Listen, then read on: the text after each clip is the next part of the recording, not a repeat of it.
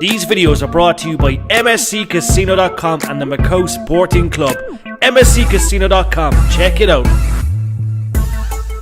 You are watching Sports Matters TV. Just before kick-off of the charity game with Luke Chadwick, first of all, welcome to Cork. You've been here before. Yeah, many years ago, played a game here with United, so it's great to be back. Beautiful part of the world. And obviously for a good cause as well, so it's always nice when you can turn up and help out a local charity as well, I imagine. Yeah, without a doubt, it's always nice to come and dust the old boots off and hopefully make some money for the charity and have a really good day here today. So just want to talk about your time, obviously starting your career at Man United. What was that like coming through the system with the players that were in the team and that? As a young kid, you must be looking at the United team and wondering, am I ever going to get a game here?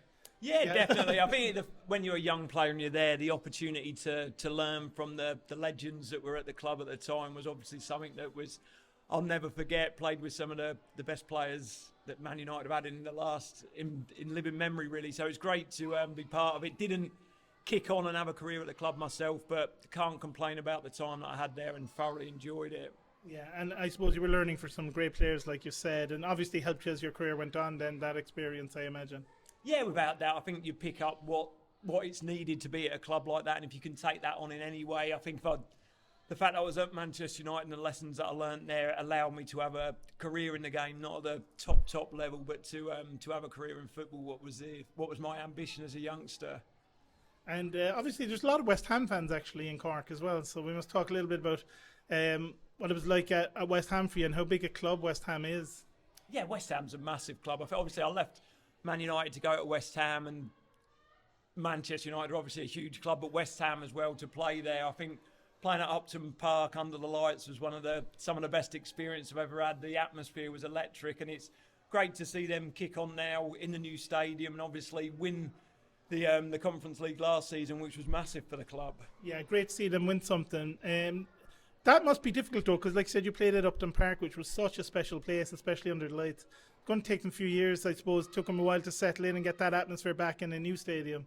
Yeah, definitely. I think as the game evolves, the teams move into these new stadiums, and it does take time to adjust. Obviously, West Ham moved into the Olympic Stadium, probably took a little time, but now you can see that it's becoming the fortress that Upton Park once was many years ago. And ask you finally about another West Ham player, left midfielder as well, Declan Rice, going to Arsenal for 105 million. Some crazy money being thrown around. Do you think, first of all, what it is like for Arsenal to get a player like that, but also for West Ham to kind of lose their captain, but also the money now to reinvest? Yeah, without a doubt. Obviously, Declan Rice was West Ham's standout player, had a brilliant season last season, and probably had 3 or 4 great seasons. I think it's the right time for him to move on. I think West Ham offered him something, but sort of knew that he would be moving on to pastures, knew he was Arsenal's number one target. So he's obviously going to strengthen the Arsenal team that comes so close last year. But I think in terms of West Ham now, it's an opportunity to, like you say, reinvest that money and potentially bring in 2 or 3 new players to hopefully kick on again this season. And England as well, just finally, the young players that England have now, they must be thinking, they've done so well the last few tournaments. Do you think there's one around the corner for England?